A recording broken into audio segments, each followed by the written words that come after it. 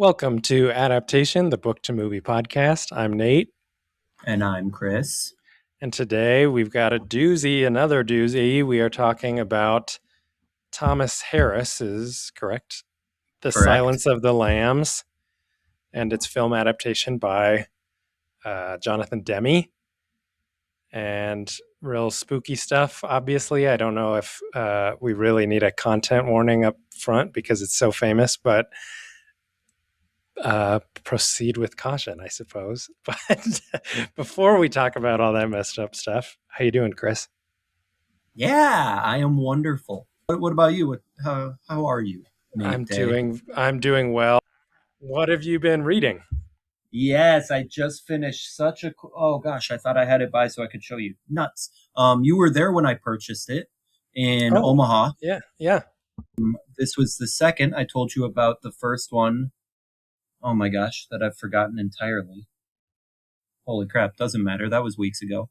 Called Bury Our Bones in the Midnight Soil. Oh, I do remember you picking it up and talking to the owner about it. Yeah, I had never heard of that title. I think this was the third or fourth book by Victoria Schwab, V.E. Schwab, that I've read. And they just had a signed copy, and I was like, her writing is fantastic. I love finding a signed copy. I'm buying it. Incredible book. Yeah. Literally exactly as good as that lady presented it. I'm not going to spoil any because it's a cool tale and a relatively recent. Honestly, any of her writing you can get your hands on if you're even vaguely into not even high fantasy. It's really, I think she wrote Invisible Life of Addie LaRue. I think that's probably one of her most famous. Yeah, that sounds familiar. It's like it's very, very bound in reality and then just some slight twists, but combined with phenomenal writing, characters that you fall in love with. It's just incredible. I read like 100 pages. I just took the 2 train literally from its end home. I was on the subway for 4 hours today and just powered through like the last 200 pages and loved it. It was glorious. Good. Great. What about you? Been watching stuff? I've been watching stuff, but I've been reading stuff too. Have you seen my Goodreads updates? Yeah, I'm trying to well, maybe I didn't do it. Let me check. Who taught you to read? I don't even know who taught me to read. I don't even know how to use this app, so it's probably not on here. How do you look at your own page? That's down at the bottom. It'll say My Books. Oh. That is, Nate, that's exactly how I feel every time I open Letterboxd. So I understand your pain. I know. I don't check this app frequently enough. But I read a book called Silver Nitrate by Sylvia Moreno-Garcia. Oh, I did see that on there. Who did Mexican Gothic, I believe is her big one. Yes. A friend of mine, Amber, who I was hoping would be able to be on this podcast because she's a huge Silence of the Lambs fan, is a big fan of, I think Sylvia Moreno-Garcia, but particularly Mexican Gothic.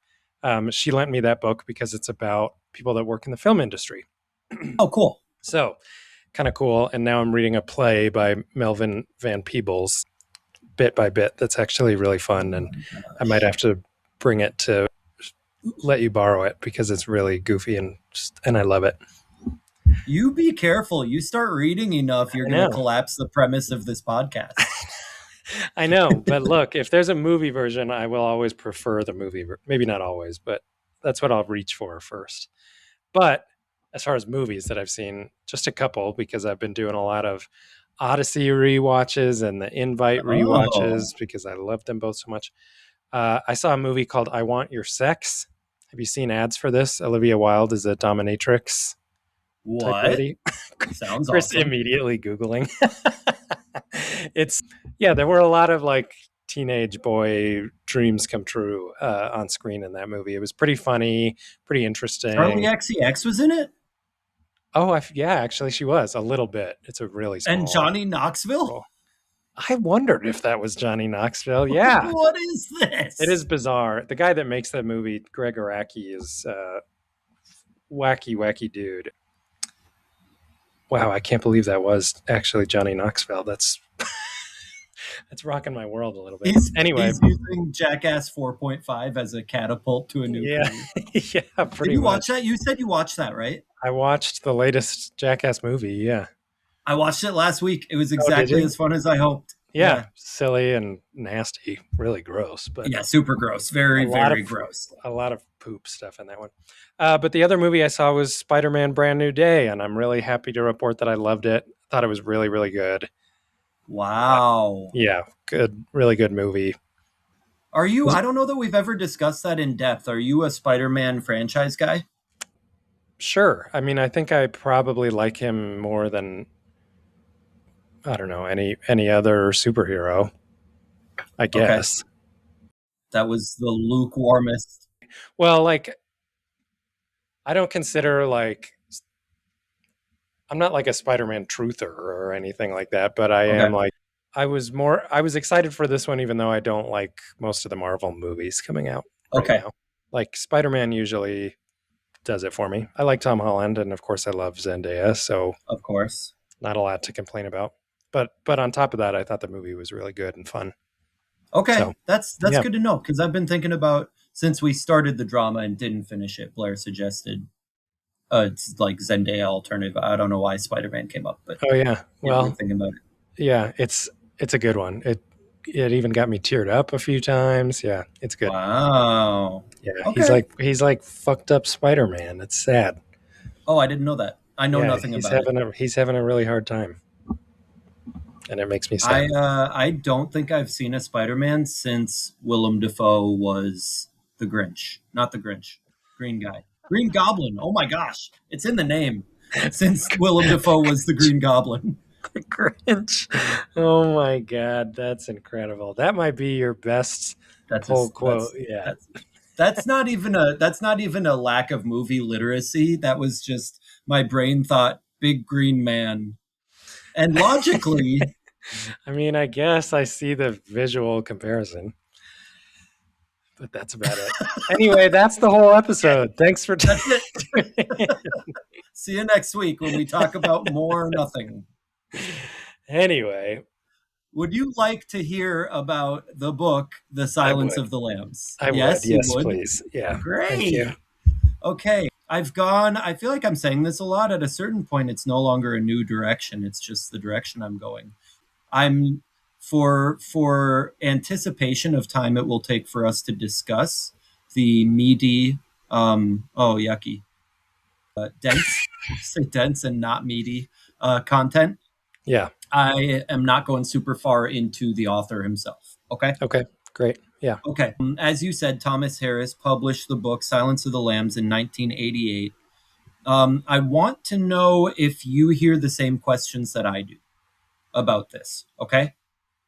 Okay. So this is kind of twofold. One, I immediately hear surprise that this was a book. Everybody knows the movie. Everybody knows the movie. Oh, yeah. Sure. Okay. Yeah. I hear a lot of surprise that it was based on the book. And then, even amongst those who are aware of this, that it's a sequel. Yeah. That one surprised me. I bet you in the 80s and 90s, everyone knew it was a book. But I do nowadays sort of hear people be surprised about that. But everybody is surprised that I believe it's the second in the series, right? Correct. Yeah. Yes. Yep. Red Dragon and then Silence of the Have you seen Red Dragon? I have seen an adaptation of it, not the Anthony Hopkins one that was produced as a sequel, prequel to this one. Oh, did you see the one? I think isn't Ray Fiennes the big crazy guy? Uh, what big crazy guy? Hannibal Lecter? Oh, the No, the guy one that with the is committing dragon crimes. tattoo. I believe he is, but the one I watched is a little bit older Oh, and obviously had a different cast entirely. okay, But okay, I okay. do I didn't know believe there Ray were. Fiennes is in the.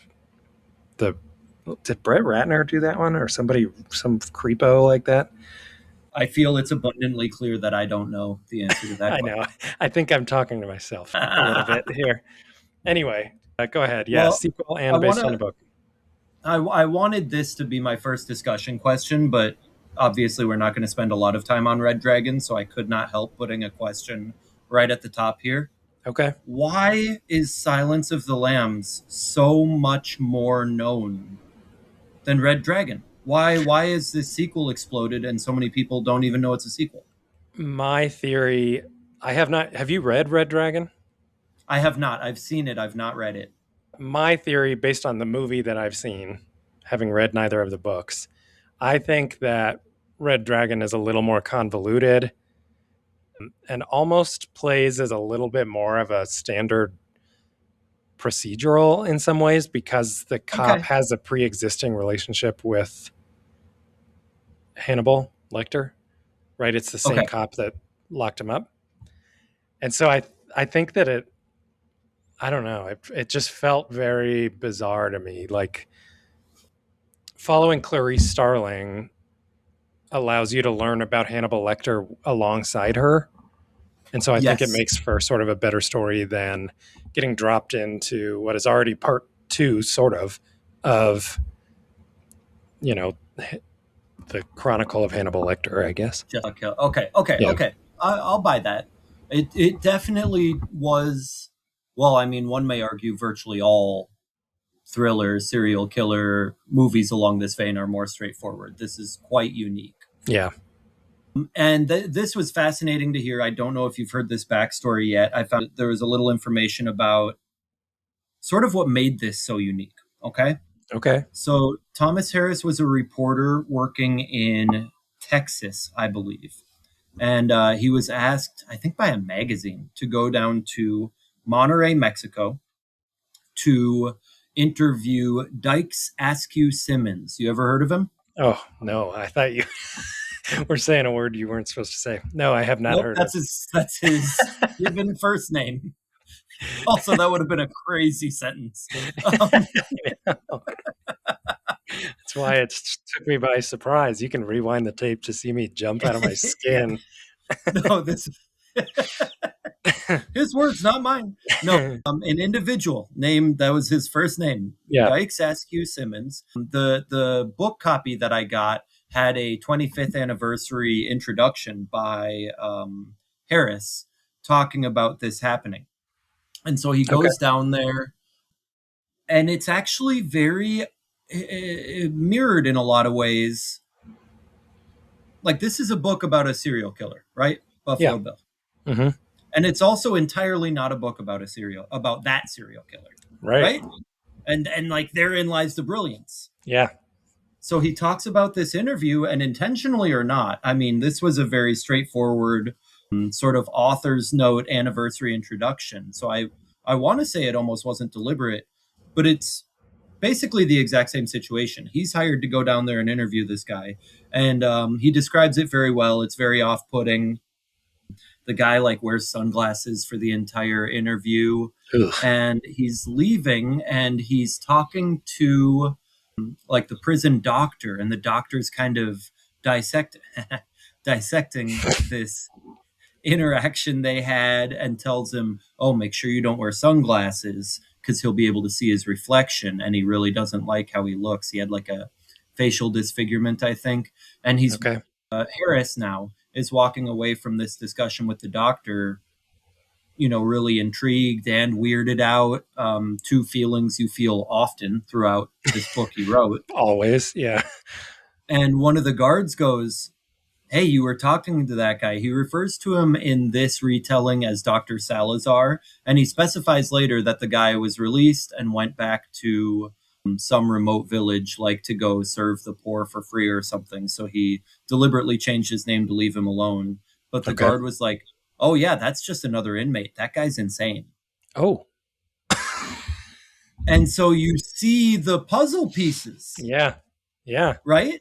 Totally. Oh, it gave this tale that, again, as we've alluded to, everybody knows, Yeah. a completely new life for me.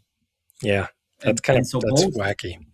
isn't that great? I mean, Yeah. just this wild story, and the guy goes, I'm going to use this and write, I think, inarguably one of the most well-known titles of the 20th century. Oh yeah. 100%.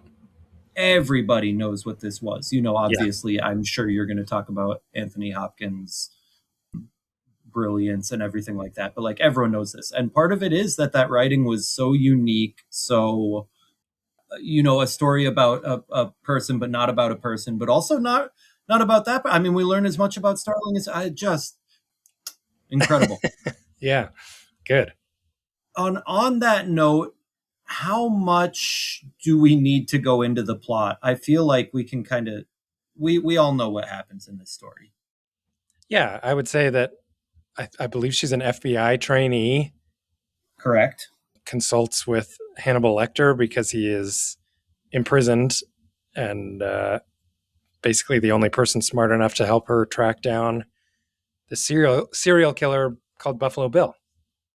Yes, and they I mean it's never quite revealed. I do think, as I often if not always think, Forrest Gump aside of course, that the book is able to put the pieces together more eloquently than the movie, Sure. Yeah. because you don't have that visual component. Yeah. She more or less stumbles into this. She's a trainee. Oh. Crawford asks her to go down. They're trying to map out sort of the mind of the serial killer. And they've interviewed like 33 or something who are incarcerated. And the 34th, the elusive one who won't answer their questions, is Lecter. And he basically more or less says, we know he's going to refuse you as well. We just have to essentially be able to put on the paperwork that we tried. Yeah. I don't remember. I haven't seen the movie in ages. I don't remember if this was part of the movie. The absolute dick face, the guy running the ward where Lecter is kept. Oh, Chilton? yeah. Is that correct? Chilton? Let me look. Shifton? I know who you're talking about. Yes, Chilton. Chilton. Okay. Yeah. Oh yeah. Yes, Chilton. This is the part I don't remember if it's in the book or not, or in the movie. It was so good in the book. Chilton attempted to give Lecter the questionnaire himself, and Lecter not only doesn't answer the questions, but turns around, and in the book he's very known for continuing to write and submit articles to scholarly journals and continue to be published while incarcerated. While in jail. Is that similar? Do they skate over that? Yeah, that's not a part of the movie. I forget exactly why Clarice is brought in, but it's something similar where it's like we've tried a lot of people and she's kind of our last option. It might have something to do with her being one of the only women training at Quantico. I forget the exact detail, but it's not like the book. Yeah, that's what Chilton accuses her of. They brought in, essentially this cute girl to get him to talk. And that is not at all the case. Crawford asks her basically because she's a trainee, so she's available, and he doesn't have anyone else who can go. That might be what it is, yeah, in the movie. And it's great for a book. I could see it not being awesome on film, but Chilton tried to do this previously, and Lecter turns it around and then publishes an article about how incompetent this guy is and just undermines him. And we find out much later in the story when he's talking to Clarice and he's like, you should check into it. Chilton actually doesn't have any medical degrees. He's just been lying about this. That guy sucks. So good. Yeah, no, we all know everything that happened. What I created is more so, what I titled it is, in all caps, some parts that stuck with, surprised, or frustrated me. Oh, okay. Great. Okay. Because again, I think the plot, they're trying to find this guy. Lecter's feeding her breadcrumbs. I'm not sure the entire cause of this, but if I remember correctly, I think this is clear in the movie as well. You are immediately wary and off-put by his interest in Clarice, but it's not entirely clear why. Yes, 100%. That's exactly how it is. Besides him, the guy in the, what was his name? The guy in the cell next to him, first says, "I can smell your cunt" as she walks in. Yeah. And then jerks off and throws it at her as she tries to leave. Yeah. Which Lecter takes offense at and convinces him to kill himself. That's right. And there's just this immediate off-putting sense where you're like, why are you so intrigued? She has to trade these bits of info about her past. Right. to get, I mean, so unsettling.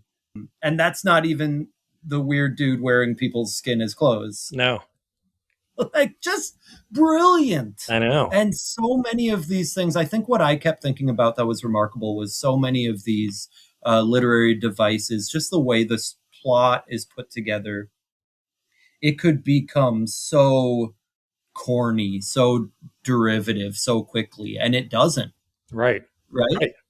You're just 100%. in. Yeah. And not in the way I wrote this down later too. It's not in the same way like Jurassic Park, you were also on edge the whole time. Yeah. And I think, I mean, tell me if you got a different feeling. I think the difference is Jurassic Park, you know why you're on edge. I would also be on edge if a literal T-Rex was chasing me. Yeah. Right. And I suppose I would also be on edge if someone asked me to talk to a serial killer, but it's more of an undercurrent in this case. Yeah. It's like atmospheric instead of, tangible. Yes, that's a great way to put it. Yeah, just brilliant, just brilliant. Some thoughts that I had. Uh, oh,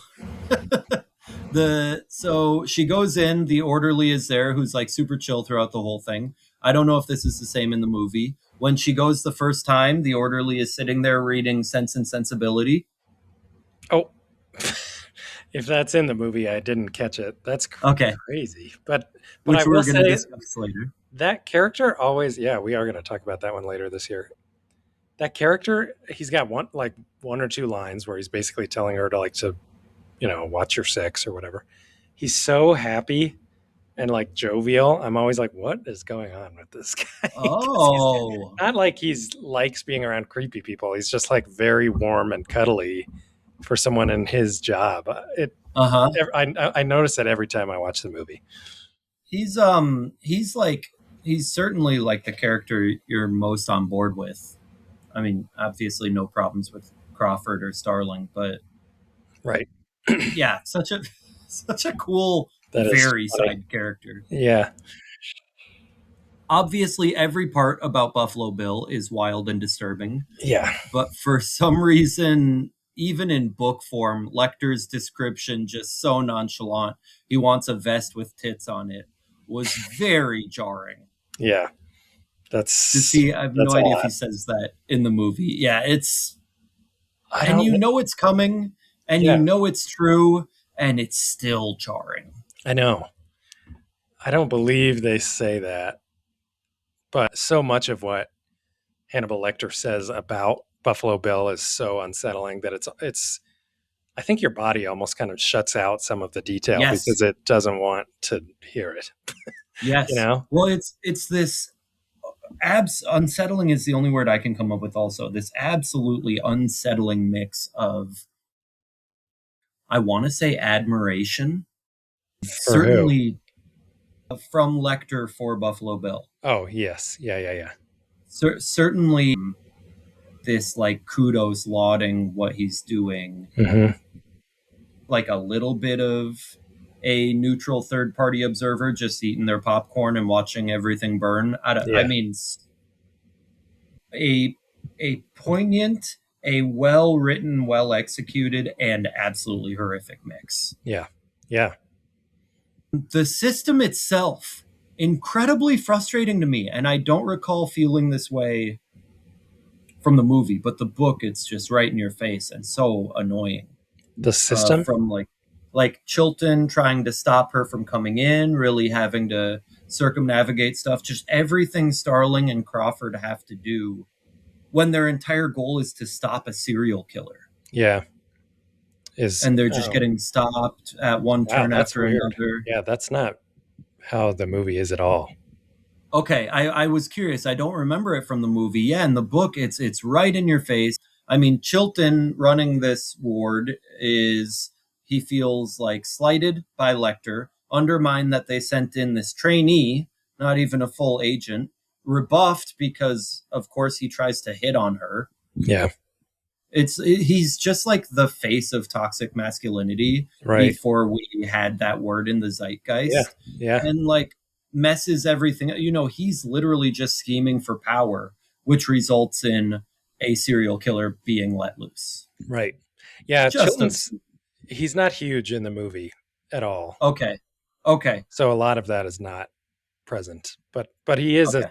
well, little he is in the movie, he's a slime ball. Okay. So it comes across anyway. Yeah. Yeah. All right. I mean that again, for me in these tales, I'm like, this is a B plot and it's still Right. annoying me. Like, why am I so upset? Yeah. The title of the book, Yeah. so fascinating. Oh yeah. I'm glad you brought this up. Do they go like full bore? Again, I saw the movie so long ago, I could just not be remembering. But do they go full bore into her personal history while she's talking to Lecter and dig into this? Yeah. Okay. I don't know about full bore, but we do get the story from her childhood about lambs. Yeah, yeah. Yeah. Yeah. Living on a God, they had a word for a slaughter farm, retired Right. animals being Yeah. turned to glue. And she hears all of the lambs going crazy because they're being slaughtered. And that's when she realizes, oh, they're going to kill this horse I love. So she sneaks away with it. And I mean, I have to imagine they left this in. Lecter asks her, do you think the lambs will be silent if you catch Buffalo Bill? Because it's sort of this recurring thought for her. She can't get that scene out of her head. Right. And all I could think when he asked that, and I don't know if this was the author's intended implication, but is this like, does he relate so intimately to Starling? Does he want to hear all this backstory of her? Because he is also somewhere in this person who eats other persons, trying to find what will make the lambs be silent for him. I think yeah, that's been my reading. When you said that Okay. it's not very clear why he sort of picks on Clarice like he does, my read has always been that he could spot like another traumatized person from a mile Mm, away. So when she walked in, he knew that he had her on the line, yeah. and then Yeah. just drug it out because he likes to play games. Yes, yes, and that was, that's a through line throughout, and morbidly fantastic, but fantastic nonetheless. Yeah. Okay, yeah, that I mean that one line, it's so abundantly clear why it's Yeah. the name, Agreed. right? Yep. And then I know that the movie ends wildly differently, but in the book, Oh. this is just a letter that he sends her after he's gone on the run. And he says, I have no intention to visit you. He's like tied up a couple of loose ends. So her and Crawford are super worried that he's going to come back for him. And he sends her a letter and says, I have no intention to visit you. He's gone like to St. Louis, somewhere in the Midwest, like to get plastic surgery and change himself and get a passport and leave the country. Oh, okay. And he sends this to her and he says, will you let me know if the lambs ever stop screaming? So good. So Creepy. good. And honestly, maybe a hot take. I think it's better than the movie ending, but that's Wow. no one's asking me. It feels like it's really it sounds on paper. The book was on paper. It sounds like it should be a less satisfying ending. But because throughout you cannot help, and I think this is perhaps part of the appeal to this absolutely off the wall movie, you very much develop empathy for him, you know? Mm-hmm. And so this kind of handshake, yeah, they were idiots. You told them, don't move me to Tennessee. They did. Mm-hmm. I got out. Yep. I'm not going to come kill you. Like, shake hands. Almost certainly going to go keep eating people, but like, I don't know, I'll do it in Spain. Like, can we be chill? Yeah, it's wild. It's Yeah. wild. Yeah. And then clearly still itching him, which is on its surface and well below the surface, this immediate juxtaposition to the character that we've come to know. So brilliant, smartest person in the room. No one can get him. And this is the tiniest sniff of a vulnerability that he's revealed only to her. Yeah.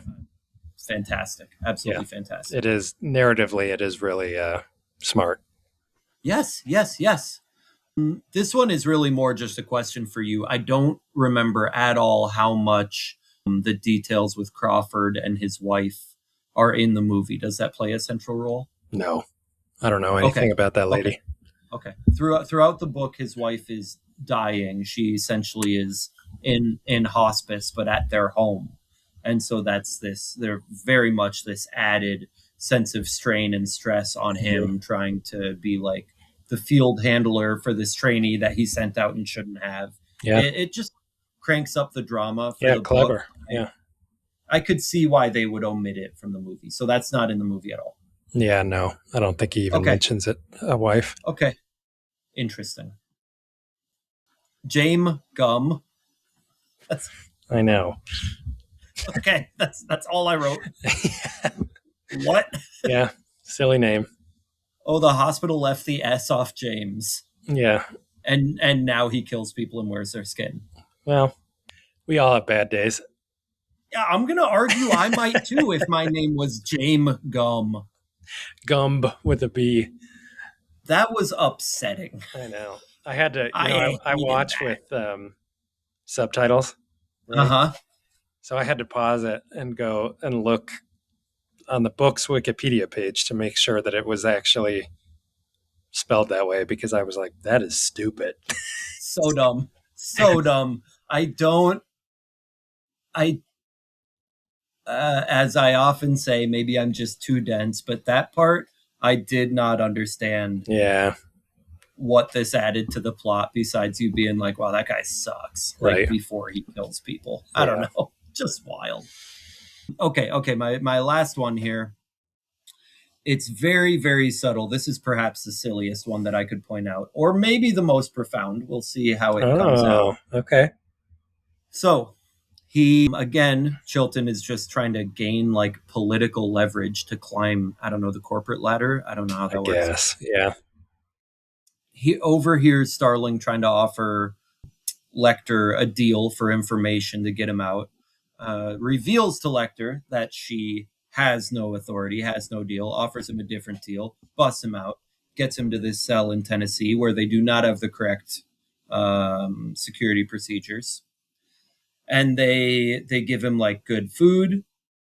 And he's always like the music requests. There's always sort of this implication throughout that he's this, I don't know, high society socialite in captivity. Yeah. Right. Mm-hmm. And so he's offered the option for what music he wants. And he asks very specifically for Glenn Gould's recording of the Goldberg Variations.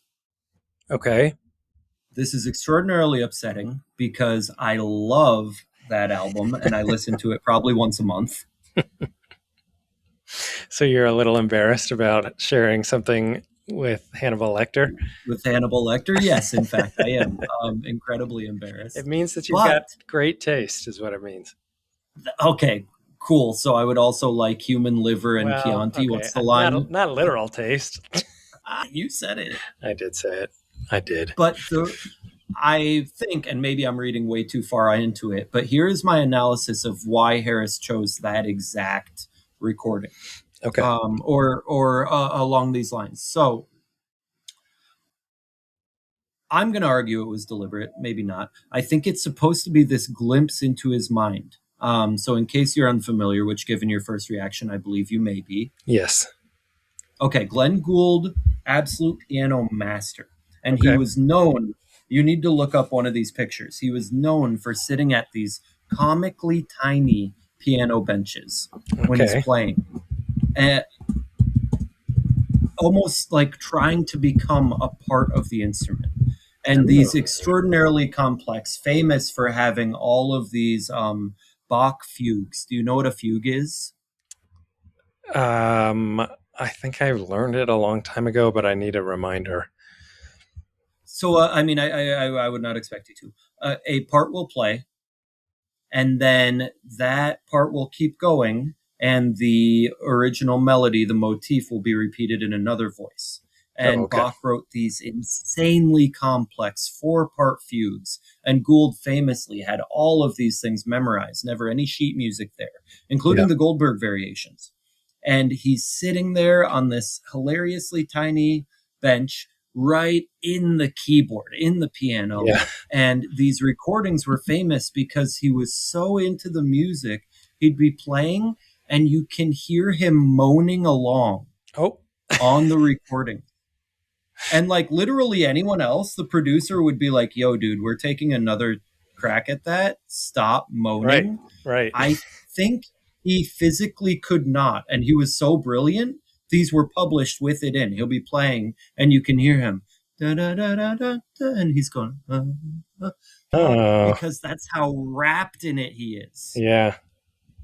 And I think that's exactly why this was the choice that they gave. I bet you're right. These facets where Lecter was so obsessed and engrossed, but with this magnificent, beautiful thing, you know? Yeah, Oh, I just went, I stopped. I had to put yeah. it down. When I read that line, I was like, oh no. Wow, that's a good find, though. That's really clever. Oh, they're just spectacular. And again, it was these hints just enough that I was like, is this like low key one of the best authors I've ever read? And I mean, I had never heard of Thomas Harris before reading this. Yeah. Okay. Interesting. It definitely makes me want to dive into more of his material because Yeah. it's No just, kidding. that's such a throwaway, right? That recording Right. could have been anything. Yeah. And, for all I know, he heard it on the radio that morning and just needed a title to put in. Yeah. But That's true, I guess. there was so much power Right. in that one statement. Yeah. So there are my whimsical musings on the oddities, upturns, downturns in this radically insane book. Okay. Good. Well, thank you for those very fun highlights. We are going to take a quick break and then we will dive into the movie. Welcome back to Adaptation, the Book to Movie podcast. Chris just gave us his list of both grievances and what would you call the opposite of a grievance? Like I don't know, congratulations for this Thomas Harris's book. Things that surprised or frustrated me, so I don't think I have a good source entry for you here. What is the opposite of a grievance? Praise? Yeah, kind of. I guess. Sure. Yeah, so now we're going to dive into the film, which was, of course, as Chris kind of alluded to, I think probably has outgrown its source material in terms of public awareness. Undoubtedly so. Yeah. It was released in 1991. I feel silly going through this list because it's so famous, but bear with me here. Stars Jodie Foster and Anthony Hopkins. Directed by Jonathan Demme, who we've actually talked about on this podcast before because he also directed the film adaptation of Beloved. Oh my gosh. Yeah. I would not have remembered that. Sorry. So he is sort of drawn to these sort of messy stories, and they're not all horror or even dramas. The movie right before this that he did was Married to the Mob, which is a comedy starring Michelle Pfeiffer, and he tried really hard to get her to star in this movie. But she, like most of the other people that were approached to star in it, felt too spooked, sort of. I don't know if that was coming through on the recording. It did a little bit, actually. Okay. But she and most of the other people that were approached were kind of too spooked by the subject material. Because cannibalism is pretty prominently featured in this, not just because a character is a cannibal, but he does attack people in the movie. So it's a little different. You don't see that in at least the adaptation of Red Dragon that I'd seen. So I can see how this felt a lot creepier and a lot more uneasy for people that were trying to decide how they wanted the public to see them going forward. Yep. But the people that did end up in the movie, particularly Jodie Foster and Anthony Hopkins, did so after reading the book because the script was not, or they agreed to be in the movie after reading the book because the script was not quite finished yet. And that leads me to believe that you're right about all of these little details that really make this sort of a masterpiece story, right? Like this Glenn Gould recording that you just mentioned. You didn't find any info? I mean, that's such a fast turnaround from 88 to 91, you said, right? Yeah, I believe who somebody was a fan. It might have been Jonathan Demme was a fan of these books and was just Okay. pounding the pavement to get it made. Okay. Yeah, like I said, it really aligns with his body of work. So I can see this definitely being a book that he would pick up off the shelf. And there was no, the adaptation of Red Dragon that I'd seen is called Manhunter and is a few years older. Oh, barely. Came out in 86. And it wasn't a huge success at the time. So I can see how, you could maybe watch that movie and then read the book and feel like, okay, we've got an opportunity to like try again, basically, Okay. and level it up to something more iconic. And it became obviously extremely iconic. Yes. The script is known for being whip smart, much like the book. Kind of every single thing that you hear or see is very important to like ultimately solving the crime, catching the serial killer Buffalo Bill. And then it's visual language as well, which I'm going to circle back to later. And then, of course, really probably what it's best known for is its performances from Jodie Foster and Anthony Hopkins. Both are phenomenal. And Anthony Hopkins, of course, playing Hannibal Lecter, sort of one of the first, serial killers on film that was not portrayed visually and physically as a monster, right? He's like well groomed and obviously well mannered. He's got good taste in food and music. He can hold a conversation really well. He's really smart. Usually, serial killers, think about like Texas Chainsaw Massacre. They've got a guy also wearing a Yep. skin mask because they're based on the same real life serial killer, actually. But he like looks all melty and nasty, and he chases 6 kids around with a chainsaw, which I mean, it makes for a great movie, but it's not exactly realistic if we're talking about serial killers.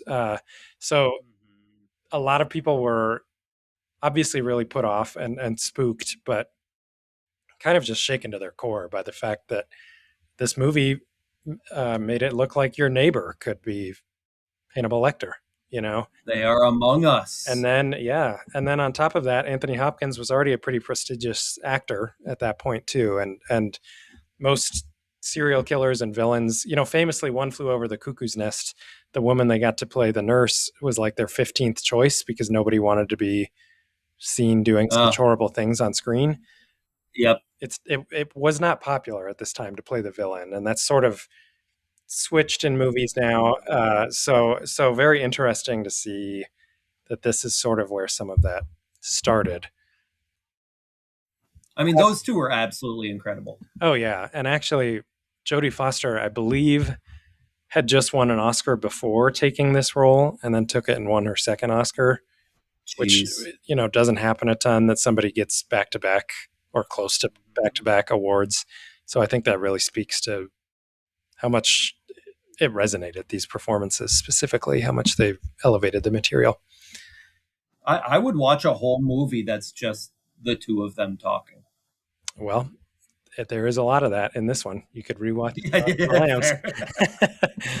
The movie has come under fire a few times since its release, particularly by the LGBT community because of the way it depicts gender identity and gender politics, and our understanding of transgender identities has come a lot, uh, or has made a lot of progress, I suppose, since this book was published, even in '88, much less the years before when Harris was probably conceiving these ideas, right? Um, Jonathan Demme's pushed back against some of those a little bit. My personal feeling is that his arguments drift a little bit into like old white guy isn't listening territory. So I think I would just encourage people to kind of do their own research and come away with their own opinions, because I'm not here to tell anybody how to feel about gender politics. I'm curious if because again, I clearly don't remember, and I don't think it made the movie. I was surprised. I was first not surprised that it was a certainly on the surface, a ham-fisted explanation, the offering we receive, right, Hmm. for why Buffalo Bill is killing people, Yeah. basically. Yeah. That's a gross under explanation of what occurs in the text. Right. But I was actually surprised for when it was written. They they ultimately get the info from Lecter anyway, so it's a little bit moot. But initially, they are searching for clinics for people who have come and applied for operations and been declined. Oh. And one of the clinics, the guy who runs it, is very specific, saying, "Whoa, you're looking for a murderer? No, I'm not giving you any information. The public already has this perception Oh. of trans individuals, and I will not let you vilify this person." Oh, wow. That's cool. I think that sort of addresses the issue that the movie does not. That's not in the movie, that sequence. Incredible. They do say so. Lecter was, I guess, psychologist or shrink or something for Yeah. Buffalo Bill. And he Yep. does outright state this man thinks he's transgender, but is not. And I think that's issue number one, is that we have to Yeah, yeah, like yeah. let Yep. people identify themselves. And then number two is that like clearly we didn't have an like if he was killing people to put on their skin, he probably was, and that's a pretty extreme reaction to like being not I don't even like to say diagnosed, but being Well, I told felt that like you're not. and that was like the crux of it, that he had gone in and been declined. Yeah. And that was, in the book, that was the FBI's argument. They're saying like, no, we're talking about someone that you yourself already declined Right. because he was being weird about it or Yeah. whatever. Yeah, they don't get too much into it, Interesting. which is one of the reasons Mm, I'm like, there, you could have added just a line or two to kind of recenter this. But again, yeah. the book was published in the late 80s, so we like I said, we just have come so far since then. I thought it would be way worse. I'm sure certain people feel that it is. Fair. Yep. Yep. Yeah, difficult. It's also difficult when you consider that Buffalo Bill is based on a real serial killer from like the 50s or something like that. He's like Gacy, right? Ed Gein is his name. Oh, Ed Gein. Yeah. Our Wisconsin boy. So even, we're talking about potential gender confusion even decades before that. And it's really complicated. I just am not educated Yep. enough to Yep. really pass a judgment on it. But anyway, the film goes on to be an incredible success, right? Both financially and critically. It's one of the few films ever to win the Big Five, quote unquote, Big Five at the Oscars, which is picture, director, screenplay, in this case, adapted screenplay, and then actor and actress for Foster and Hopkins. In the same year? Yeah, you're only nominated in the year you're eligible. How would I know that? Well, you think Sinners is going to get a bunch of Oscars this year? Kinda, yeah. Holy crap. So they won 5 Oscars in 1 year? Yeah. Goodness gracious. I mean, deserved, of course. Yeah. Wow. And it was actually nominated for 2 additional ones, sound and editing. Really well edited movie. Sound, I don't really know what that's about, but whatever. They were throwing a Silence of the Lambs party. So yeah, one of the few to win those Big Five. It's not very common for that to happen. And I believe it's the only horror movie to date to win Best Picture.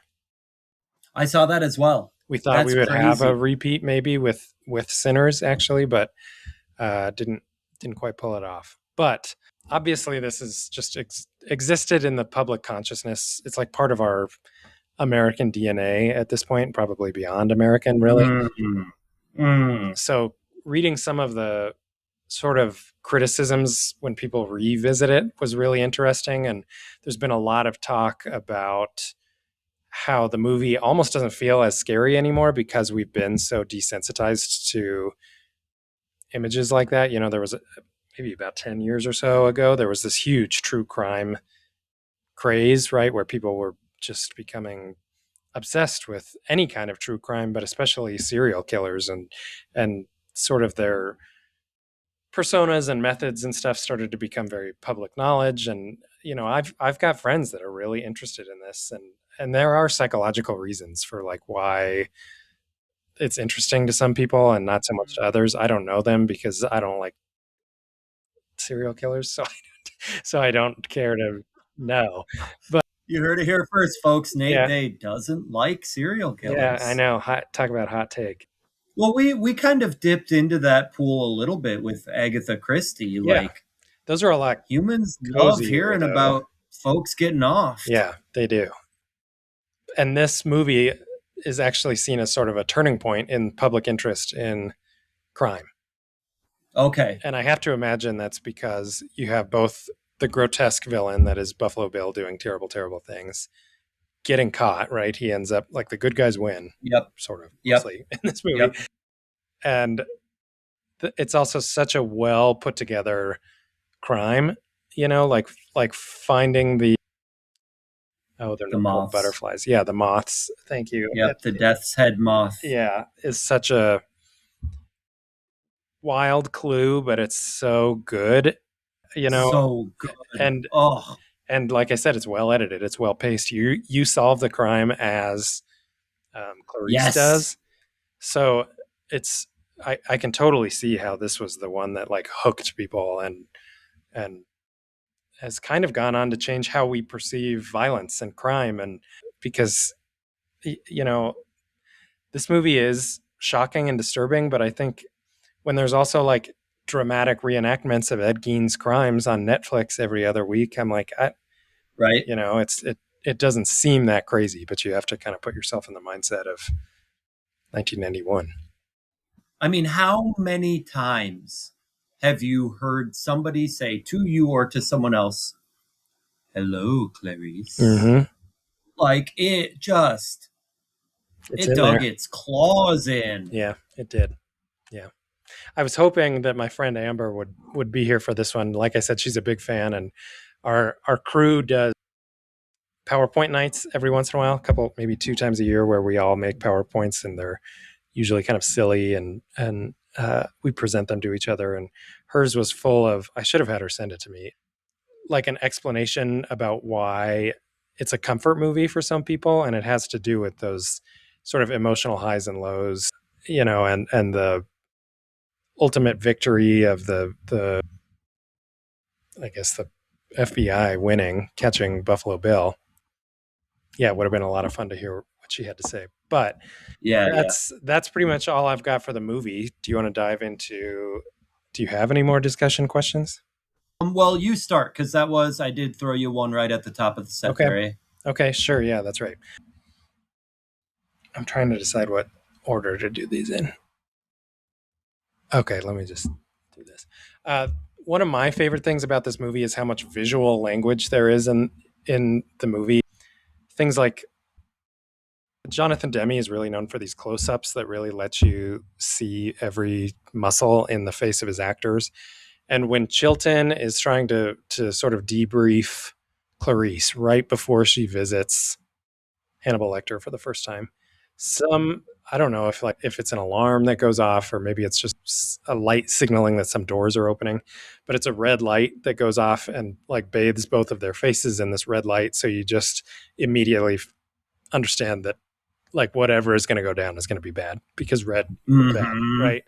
And that's just Correct. one example. This movie is like chock full of well, visual language. Like I said, when the movie speaks to you with things that are not words, is that in the book or like in any capacity, or is that sort of the special touch that Jonathan Demme brought that makes the movie so good? Oh no, that's what I have to imagine. That's what made someone want to make this a movie. Oh, The scene when she finds the head, Raspel, is that is the that guy? correct? I don't remember The what his first name is. body. Yeah, when it's like the first hinty thing that Lecter gives her. He says, check the guy's car. and she Yeah. finds the car and it's in this old storage unit and she's there with the lawyer. Yeah. That's one of the most tense individual scenes I've ever read in my life. Really? The door is jammed, Yeah. so she can only get it wedged up with a car jack Oh, I would far enough never for her to do get that. under. Has to, even the description, oh, you could, yeah, it felt like you were there. She has to move the boxes. She has the key.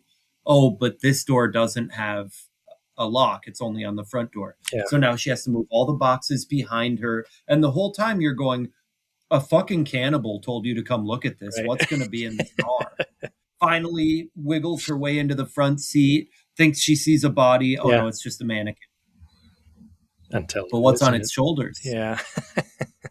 Oh, and that's why I say it was very akin to Jurassic Park in this sense. Yeah. Okay. You are at least a little bit on edge. Yeah. The whole time. Okay. Cool. The whole time. Yeah, brilliantly written. Even seemingly innocuous, like what you said, you are solving it with her. Yeah. And so the alternative to that is you start again, exactly what you said. You start reading into every little thing. Yeah. You're like, is that a clue? Is that a clue? Oh, she's standing here, but she's going to interview him. She needs to get a chair. And you're like, is that a clue? No, it's a chair. No, it's And then it turns out it was a clue. Yeah. And Chilton hit a tape recorder under it to undermine her rapport with, like, it was a clue. Crap. Oh, brilliant. Tasty. Just, yes. Interesting. Good. Okay. Cool. I'm actually going to go again because I wrote some extra ones this time, or an extra one. Is that all right? Okay. Of course. This one, we kind of talked about this a little bit. Does it read like a sequel, or did you feel fine picking up book number 2? Yeah, not at all. I mean, these feel, did you ever watch, I'm sure you've seen Chronicles of Riddick, right? No. Vin Diesel. Vin Diesel. What? I've seen clips of them, yeah. Very much along the same lines. That's also a sequel Oh, okay. of a first movie called Pitch Black, which I get a similar reaction from people that are like, that's a sequel. This was almost in the sense like the Agatha Christie or the Hercule Poirot's. Yeah. Those are the same one. Hercule Poirot or Sherlock Holmes. Sure. Like they stand alone. Yeah. Okay. There's no sense in this one. I don't know. I have not read the first one. Maybe my answer would be different if I had. Like Right. you're already introduced to the character. But what I loved about the book, and I did not feel this way, I'll quit saying it, but when I saw the movie, whatever, 20 years ago, you're so culturally attached to Lecter Yeah. that you almost go into it. I think, I wish I could remember now. Well, when did you see it the first time? Not that long ago, actually. Maybe only 5 years, like college. Wow. Okay. Maybe. Okay. Well, Yeah. then no, that's recent enough. Going into it, did you feel like you had a sense of who the main character was? I thought it was the Hannibal Lecter story. Yeah. Yes, exactly. I mean, it's called like the Lecter series or whatever. The book very much feels like Starling is the main character. Okay. Yeah. Especially since you get this non-omniscient, not entirely first person, because we get those glimpses of Buffalo Bill as well, but for the most part, first person. In the book, it shocked me how much you feel like this is her story and he's just a part of it. Okay. Does that make sense? Yeah, it does. I mean, the you've seen the Red Dragon movie, so you know that it's similar. A cop is consulting Hannibal Lecter. I was just curious. Yes. I don't know if there was anything where you were like, wait, what? No, But because he's not the main character, I can see how that. I think that is really what attributes to it. Yeah, I don't know. I almost wish I had read Red Dragon now to know if it feels like if that is the case and it feels like a continuation. I think that would make the first few chapters of this feel somewhat baffling, because you very much feel like this is the Clarice Starling show. Oh, okay. And then Lecter is obviously this looming presence. Yeah. But you get to focus so much more on a text. Yeah. You know, because it totally. takes physical pages to get to that next scene where now we're focused on someone else, or you're walking with her down this weird, creepy hallway to go chat with him, right? Like, No, I think, and I don't know if that was deliberate on the author's part. If maybe he sensed that these would be bigger individually than as a series. I don't Yeah. know, but you no sense of that. I don't feel like you sense that in the movie. No, no, I agree. Okay, give me my discuss and question turn. Oh yeah, I just said asked above. Haha. This is a feeling I had, and I don't know if it was just me. We did kind of end up discussing this a little. Did you find yourself while watching as the audience member oscillating between these feelings of repulsion and I'm hesitant to even say admiration, but sort of morally, emotionally ambiguous about Dr. Lecter, like nearly rooting for him at some time? Did you have Oh, those conflicting feelings? yes. I mean, he's so goddamn smart. Yes. And you're just having so much fun playing this sort of cat and mouse game that Yes. he and Clarice are playing, that it is sort of you're kind of excited to see him when he comes on screen, and then he does what he does about Yes. halfway through the movie, and you're like, never mind, never mind. Not his friend. Right. Never said I liked him. But then I will say the ending. You pointed out that the endings are different in the book and the movie. The ending in the movie is really satisfying because he is chasing down Chilton to Mm-hmm. chow Mm-hmm. down, and you hate Chilton, so Yes. Yes. there is definitely an element where you're like, do it, freaking eat him up, you know. Yeah, that's pretty dark, actually. I hadn't really considered that, but yes, that's exactly how he is. I mean, especially when he's just full on colluding, like, yeah, give me the file, show me, I tell me. know. And like when that feeling, oh, I need to pay attention to every detail. Yeah, When he hands the file back to her, I was like, he hid something in I there. thought so He's too. giving her Yeah, something, you know? yeah, I want to be so far away from saying I'm like team cannibal guy. right. Army Hammer excluded. Big fan. No, kidding. But I had not thought about this part until just now. Is there any other actor you think? I mean, Anthony Hopkins was brilliant, and I know Yeah, part of that is being opposite Foster, the two of them together, just yeah, spectacular. good But like, chemistry. Yeah, could anyone else have conveyed that? He just did such a brilliant job. I don't know if anybody else could have, not just because he's a brilliant actor, but because he's not like a drop dead gorgeous dude. You know what I mean? Like that element of your neighbor could be Hannibal Lecter. Yes. If it was somebody like Army Hammer, who I'm only using because you just joked about him, and because he's a cannibal, Okay, let's say it was Brad Pitt. yeah, you wouldn't be able to get over how good looking he is. Absolutely not. Absolutely not. Agreed. Yeah, A good point. yeah. You know who And could have actually? what are you gonna say? Tim Curry, Ron Perlman. Tim Curry would. Tim Curry. No, not Ron Perlman. Too good looking. Tim Curry would have been a real good Hannibal Lecter. Let's see what. Both Well, of the no, I know what things, Tim Curry looked at in '91. both of the Cardinal things you just Richelieu. said Oh, were so wrong. Ron Perlman's still great looking. Okay. He's got that rugged handsomeness. I don't know. He clamps a cigar in his jaw, and you're like, yeah, man, I don't know. I'd cuddle. He looks like those things from Super Mario that bonk you on the head.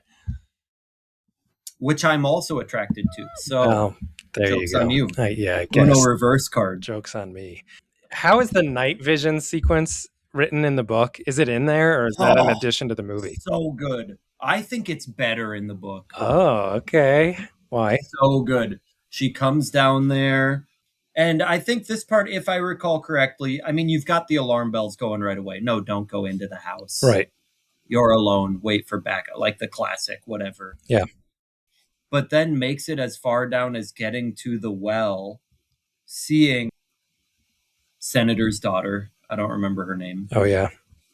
Down in the well, who, again, well documented, my disdain for unfair treatment, starts just like swearing and cursing at her, and she's like, "You She fucking is bitch, such a don't jerk. leave me down I know. here." And Yeah, and Clarice is like, yo, dude, still a serial killer in the house. Yeah. No, I'm not going to try to get you out right Hold your now. horses. Yeah.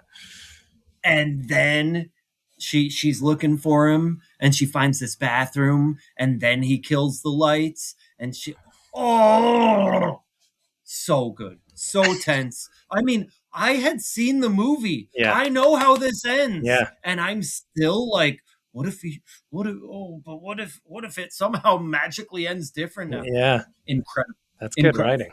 Phenomenal writing. Good. Phenomenal writing. I'm glad it's in there because that's the moment of the movie that really makes me like, I mean, it's all creepy and awful, but that's the moment where I'm like, holy shit, I don't know if I can finish this movie. Yeah. No, that's the scene that makes you like wake up at 1 a.m. that night to go to Yeah. the bathroom and think about just peeing in your bed instead of walking through the dark. Oh my God, you're on a real tear tonight. Oh, and they even add how like when the what are they called? Skull's head or death's head moths? When the cage gets like disturbed while he's walking around, all of the dust shows up on the knife. Yuck. Gross. Incredible. Moths are gross, man. Incredible. A whole lot of picturing, I mean, he couldn't have picked a better living thing I know. for that theme. I know, right? I mean, much less the cover art that it gave. I was going to say the movie's poster is so famous. But I imagine they skipped this for the movie, the whole her going to the Smithsonian and them going through the taxonomy of how they determined what type of moth they were finding in the mouths. Yeah, no, that was skipped. Oh, I mean, it just builds up the drama tenfold. I'm sure. Right? Yeah. Oh, yeah. Okay, well, what'd you rate it on Goodreads? Yeah, this was since I don't check. So good to feel real. This was another, again, due to my arguably skewed and flawed system, not a 5, big old solid 4, but right. This may retroactively have to change. Whoa. I can very reasonably see myself returning to this. Wow. It may be a full-on 5. Cool. As I said, like Jurassic Park, on the edge of your seat the whole time. Yeah. It's so mysterious, repulsive, ingenious. Like we talked about, you're trying to solve these questions alongside Starlink. Just everything you could want in a book, you know? Yeah, I do know. Yeah. I have to imagine similar. Yes, I gave it a 4.5. I don't know exactly what's keeping me from giving it 5 stars, which makes me think it's probably like discomfort with the subject material and the fact that like fair. I didn't love watching a person bite the nose off of another person, even though it was a huge part of. Hold on. That brings up a good question. Okay. Very much loved this, but I would not want this to be every book I read. Okay. So does that skew the scale? Because calling it a 5 would not mean you want to read it. Calling it a 5 doesn't mean you want to eat someone's nose. No, but I mean, maybe like it was just uncomfortable to sit in a story about cannibalism. The eating of noses. Okay. Okay.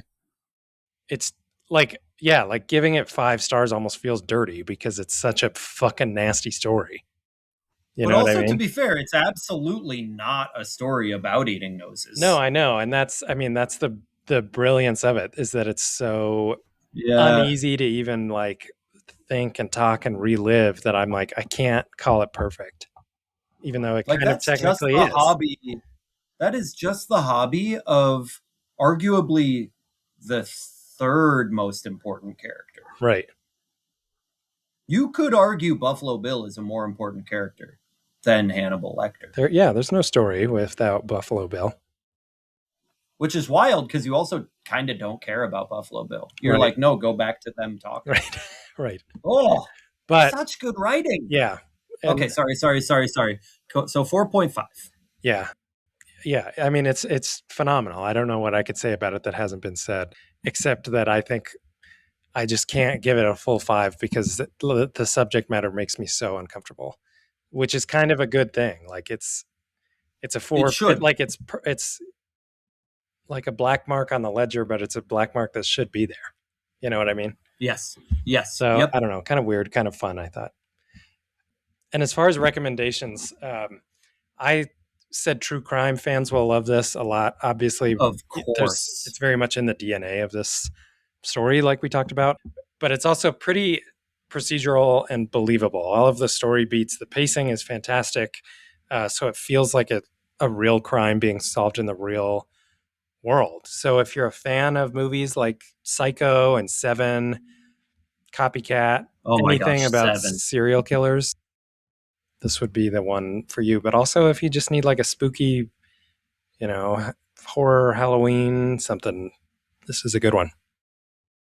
I'd watch this on Halloween, no question. Yeah. Yeah. Who do you recommend it to?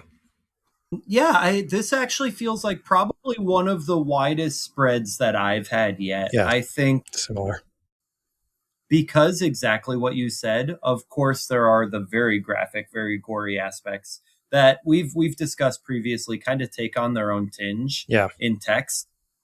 I think in this case that actually does it a service where actually what we talked about up at the top, Mexican Gothic, that is a deeply unsettling body horror specifically text. It is? Whoa, I didn't know that. It's tough. It's tough. It gets dark.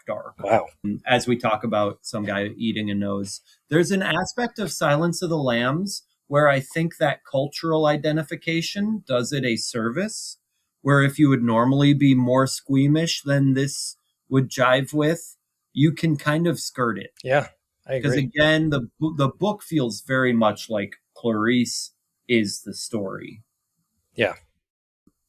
And you can, I think in that context, the percentage of absolutely heinous scenes really drops quickly. And you're just part of a good story. Right.